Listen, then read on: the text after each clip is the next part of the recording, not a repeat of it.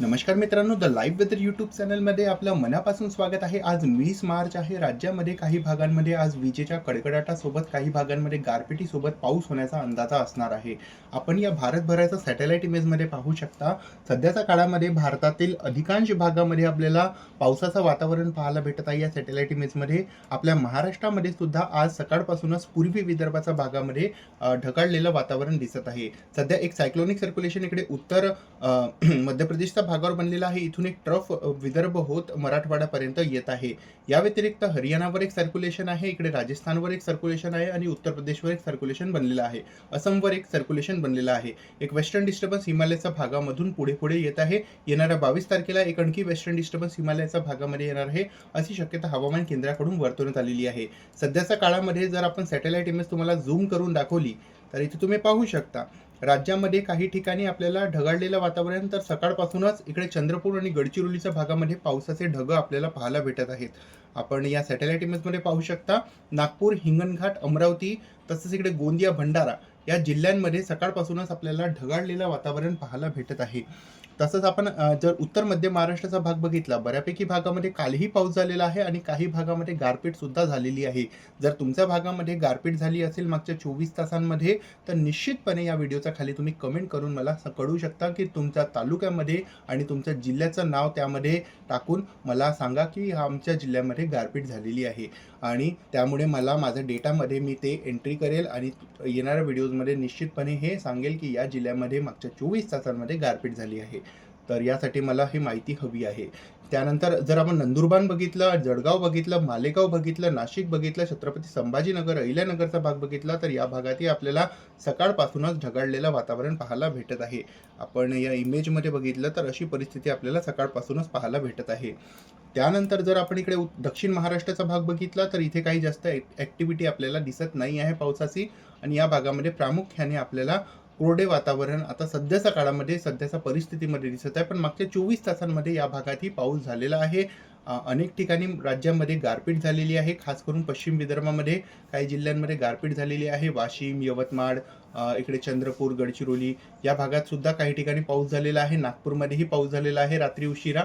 अमरावतीमध्येही काही पावसाचे सरी काही तालुक्यांमध्ये आपल्याला पाहायला भेटलेले आहेत. निश्चितपणे याबद्दल तुम्ही अपडेट करा या व्हिडिओच्या खाली कमेंट करून की कोणत्या भागामध्ये कसं वातावरण होतं आणि कसा पाऊस झालेला आहे मागच्या 24 तासांमध्ये. मित्रांनो, पुढील 24 तासासाठी जो अंदाजा असणार आहे, यामध्ये पुढच्या 24 तासांमध्ये सुद्धा राज्यातील काही जिल्हे असे असणार आहेत ज्या भागामध्ये वादळी वाऱ्यासह विजेच्या कडकडाटासह पावसाची शक्यता कायम दिसत आहे. यामध्ये तुम्ही पाहू शकता पूर्वी विदर्भाचा भाग असणार आहे, कारण एक सायक्लोनिक सर्क्युलेशन सध्या उत्तर मध्य प्रदेशच्या भागावर बनलेला आहे. तिथून एक कमी दाबाचा पट्टा इकडे दरम्यान मराठवाड्याच्या भागापासून जात आहे आणि विदर्भाच्या भागापासून जात आहे. तर या कमी दाबाच्या पट्ट्याच्या आसपास वाष्पाचा पुरवठा अधिक प्रमाणात होणार आहे आणि आपण पाहू शकता इथे एकत्रित होत आहे वारा. हा बंगालच्या उपसागराकडून आलेला आहे आणि हा अरबी समुद्राकडून आलेला आहे. आपण पाहू शकता हा अरबी समुद्राकडून येत आहे आणि बंगालच्या उपसागराकडून येत आहे. तर दरम्यानच पूर्वी विदर्भाचा भागाचा आसपास आणि इकडे मराठवाड्याचा भागाचा आसपास या भागामध्ये आज काही ठिकाणी गारपीट होण्याची शक्यता असणार आहे. वादळी वाऱ्यासह विजेच्या कडकडाटासह गारपीट होण्याचा अंदाज असणार आहे. यामध्ये अमरावती, नागपूर, भंडारा, गोंदिया, चंद्रपूर, गडचिरोली तसंच इकडे वाशिम, परभणी, हिंगोली, इकडे नांदेड, अहिल्यानगरपर्यंत आणि जर आपण इकडे लातूरचा भाग बघितला तर या भागातही काही ठिकाणी पाऊस होण्याचा अंदाजा असणार आहे. बाकी पूर्वी विदर्भाच्या भागामध्ये आज सकाळपासूनच आपल्याला ढगाळलेलं वातावरण दिसत आहे आणि टेम्परेचर्स लो झालेले आहेत. मागच्या 24 तासांमध्ये राज्यातील बहुतांश भागामध्ये तापमान सरासरीच्या तुलनेत कमी झालेले आहेत आणि आता येणाऱ्या दिवसामध्ये सुद्धा आपल्याला अशी परिस्थिती पाहायला भेटणार आहे. निर्माण होत आहे शक्यता 26 तारखेपासून 1 एप्रिलच्या मधात राज्यामध्ये सरासरीच्या तुलनेत विदर्भाच्या भागामध्ये पाऊस जास्त पडणार आहे. डिटेलमध्ये आपण आता थोड्या वेळातच तुम्हाला सांगणार आहोत. पण निश्चितपणे येणाऱ्या दिवसामध्ये तापमान जसे वाढले पाहिजे आहेत ते कमीच राहणार आहेत, कारण येणाऱ्या दिवसामध्ये एक आणखी पावसाचा स्पेल आपल्या महाराष्ट्रामध्ये पाहायला भेटू शकते. महाराष्ट्रातील पूर्वी भागामध्ये, पूर्वी विदर्भाच्या भागामध्ये हा स्पेल खूप जास्त पडणार आहे.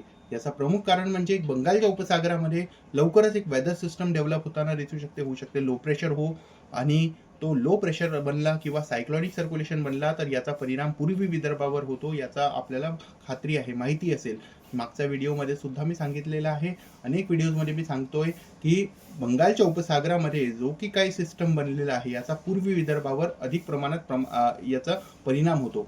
तर येणाऱ्या दिवसामध्ये परिस्थिती आपल्याला GFX वेदर मॉडेल सध्याचा प्राथमिक अंदाजामध्ये असं देत आहे.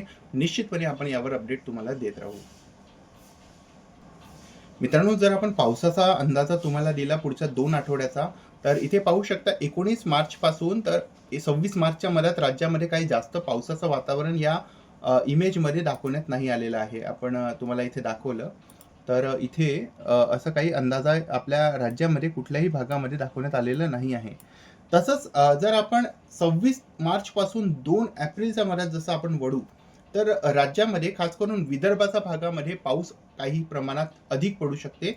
यामध्ये विदर्भातील पूर्वी भाग असू शकते. नागपूर, भंडारा, गोंदिया, चंद्रपूर, गडचिरोली हे जे काही जिल्हे आहेत, आपण जर इथे तुम्हाला दाखवलं चांगल्या प्रकारे, तर या जिल्ह्यांमध्ये आपल्याला सरासरीच्या तुलनेत पाऊस वाढताना दिसणार आहे. 26 मार्च पासून 2 एप्रिलच्या मध्यात होऊ शकते की एक स्ट्रॉंग वेदर सिस्टम आपल्याला बंगालच्या उपसागरामध्ये पाहायला भेटू आणि या स्ट्रॉंग वेदर सिस्टममुळेच आपल्या महाराष्ट्रातील पूर्वी भागामध्ये म्हणजे पूर्वी विदर्भाच्या भागामध्ये पाऊस वाढताना दिसणार आहे. अशी शक्यता सध्या या प्राथमिक अंदाजामध्ये आपल्याला दिसत आहे. यामध्ये निश्चितपणे आहे. येणाऱ्या दिवसामध्ये याबद्दल अपडेट्स आपण देणार आहोत आणि यामध्ये बदल घडत असते. तर निश्चितपणे आपण याबद्दलचं अपडेट तुम्हाला देणार आहोत. तसंच आपण जर टेम्परेचर मॅक्सिमम टेम्परेचर जर बघितले आपल्या राज्यामध्ये पुढच्या 2 आठवड्यामध्ये काय असणार आहे नेमकं, कारण सर्वात मोठा प्रश्न हेच आहे की सध्या आता उन्हाचा चटका कधीपासून राज्यामध्ये वाढणार आहे. कारण आता अनेक जिल्ह्यांमध्ये गारपीट झालेली आहे. यामुळे शेतकऱ्यांचं प्रचंड प्रमाणात नुकसान झालेलं आहे आणि काही भागामध्ये गारपीट नाही झालेली आहे आणि पाऊस सुद्धा नाही झालेला आहे. त्या भागात थंड वातावरण झालेलं आहे आणि टेम्परेचर सुद्धा कमी झालेले आहेत. सध्या आपण पाहू शकता 20 मार्च पासून 26 मार्चच्या मध्यात आपल्या राज्यामध्ये जर इकडे आपण बघितलं तर राज्यामध्ये जास्त काही टेम्परेचर्समध्ये चेंजेस नाही होणार आहेत. 1 डिग्री 2 डिग्रीने वाढणार आहे तापमान. म्हणजे दरम्यान आपण इथे स्केल्सवर तुम्हाला दाखवलं तर 30 पासून 34 डिग्रीच्या मध्यात टेम्परेचर राहण्याची शक्यता आहे. राज्यातील भरपूर ठिकाणी अशी शक्यता दिसत आहे. त्यानंतर जर आपण 27 तारखेपासून 2 एप्रिलच्या मध्यातलं तुम्हाला दाखवलं तर इथे पाहू शकता राज्यामध्ये विदर्भातील पश्चिम भाग आणि इकडे मराठवाडा आणि मध्य महाराष्ट्राच्या भागामध्ये तापमान 34 डिग्रीपासून 36 डिग्रीच्या मध्यात राहण्याची शक्यता आपल्याला दिसत आहे. तर निश्चितपणे आहे की 26 तारखेपासून 2 एप्रिलच्या मध्यात राज्यामध्ये पश्चिम भागामध्ये आणि विदर्भातील पश्चिम भाग, मराठवाडा आणि इकडे मध्य महाराष्ट्राच्या भागामध्ये तापमान वाढणार आहेत. अशी शक्यता आपल्याला दिसत आहे. मिनिमम टेम्परेचर्समध्ये काही जास्त बदल नाही घडणार आहे. विदर्भामध्ये मिनिमम टेम्परेचर्स येणाऱ्या 27 तारखेपासून 2 एप्रिलच्या मध्यात रात्रीचं तापमान सुद्धा कमी होण्याची शक्यता दिसत आहे.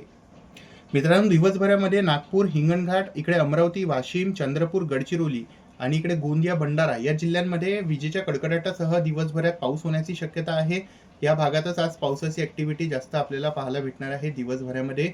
आणि जे मध्य महाराष्ट्रामध्ये आणि मराठवाड्यामध्ये जो पाऊस पडत होता सध्या तो आज कमी होणार आहे आणि आज फक्त विदर्भातील पूर्वी भागामध्येच आपल्याला पाऊस होण्याचा अंदाजा दाट दिसत आहे.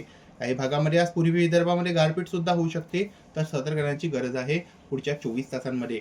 तर निश्चितपणे या अपडेटमध्ये आणि या व्हिडिओमध्ये बस इतकंच. चॅनलवर कनेक्ट राहा आणि सबस्क्राईब करून घ्या आणि व्हिडिओ आवडली असेल तर व्हिडिओला नक्की लाईक करा.